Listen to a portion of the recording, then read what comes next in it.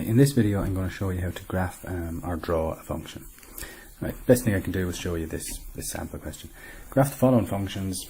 Here they are. So that's the function 1, that's the function 2. Graph the following functions in the domain -3 to 3. Okay. So really what they're saying here is the domain, the numbers we put in are -3, -2, -1, 0, 1, 2 and 3. As we plug all those numbers into the function, we see what it spits us out, we get coordinates, we plot them and we join them up. Right, so here we go. We'll do this one first. The function is 2x minus 3. Right, we put in -3 for x, we see what it spits us out. -6 minus 3 is -9. So it spits me out -9, that's the y number. The y number is what it spits out. The x number is what I put in, which was -3. So -3 minus 9 is here. Next, plug in -2, which is -4 minus 3, which is -7. So I got out -7, which is my y number. I put in -2. So -2 minus 7 is here. -1. I get -2 minus 3, which is -5, and I plugged in -1. So -1 minus 5. There we go. I'll do one more. Plug in 0. 2 zeros is 0. I get -3. I plugged in 0. So there we go. There's our point. Okay. And you notice that it's a straight line. Which brings me to, I suppose, a question that you might be able to simplify this for yourself. If it's a straight line that we're plotting, do we actually need all these points? Or do I just have to plug in one number, get a point, plug in another number, get a point, and then just draw the line? Because remember, all I need is 2 points to draw a straight line. And we'll get to you actually knowing whether a function is a straight line or not in a few minutes. Next one. This function, okay? Same again. Plug in the points, draw the function, join the dots. So here's our function. Plug in -3.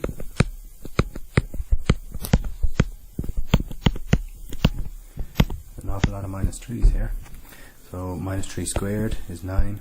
-3 multiplied by -3 is +9, and then -3, which is 15. If I put in -3, I got out 15. So -3, 15 should be somewhere here. Put in -2 this time. -2 squared is 4. -3 multiplied by -2 is 6.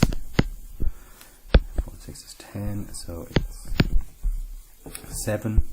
I got out 7. That's my y number. I put in -2. There's my point. -2, 7. So here. Plug in -1.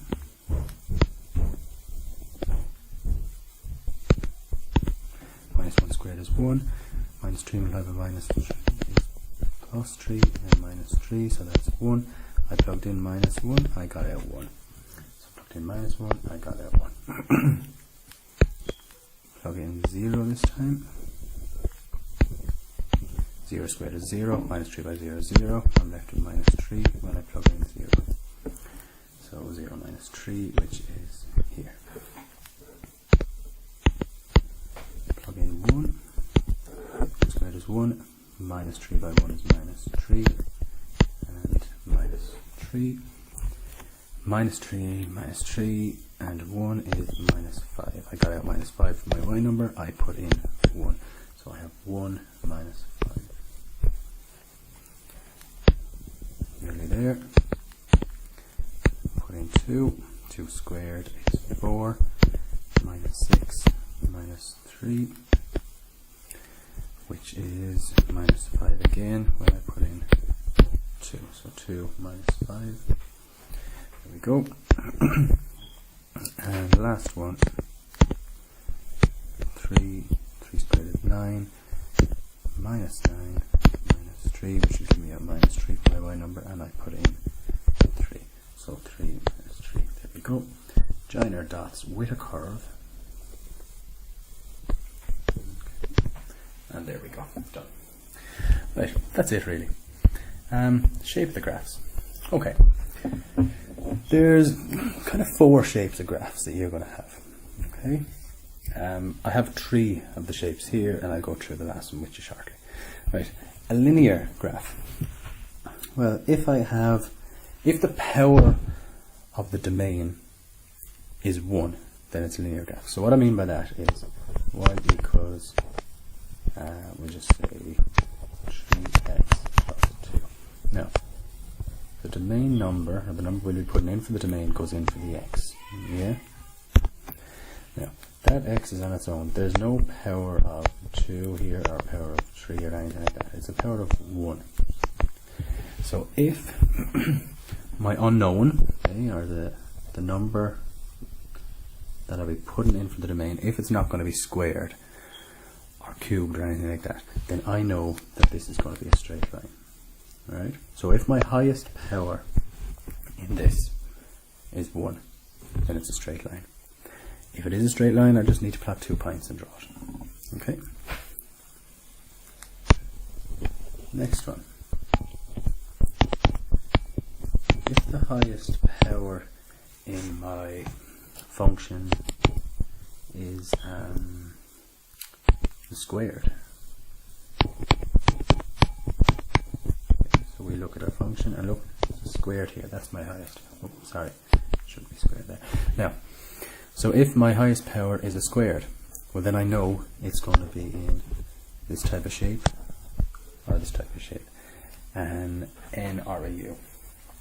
Now, to know whether it's an n or a u, I just look at the number in front of my x squared. If that's a plus number, it's going to be a u shape. If it's a minus number, so if it was like that, it's going to be an n shape. So let's have a look at the one we plot. Here it is. Okay, so we have an x squared, so it's going to be either a u or an n. It's a plus, so it's definitely going to be a u. And look at this. It is in that u shape. If we plotted some more numbers over here, it would probably continue on like that. Okay. Next one then. Cubic. Cubics go up and down and up, or down and up and down. Okay, so let's give us an example of a cubic function. If we have y equals, and let's say our highest power of x is a cube. Okay, something like that, or something like this maybe.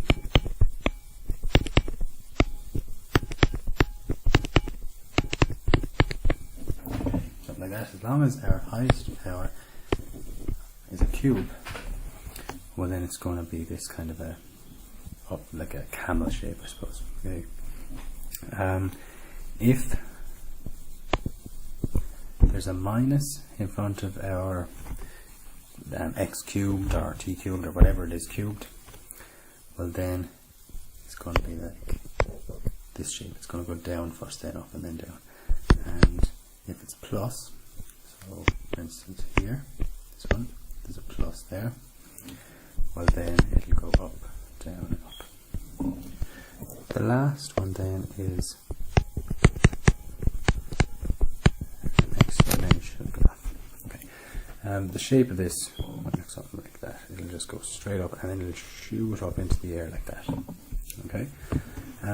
How we know if it's going to be exponential is, let's say we have 2 to the power of x. So if the power changes, or 4 to the power of t or something like that. But if the number we put in, if our domain gets put in as an indices, well then it's going to look something like this. It's going to shoot way up into the air after a while. Okay, and that's showing it's increasing rapidly as we go along. Alright, that's that, guys. So I suppose if you don't know this, just make sure to have a look over it and learn it. Okay, thanks.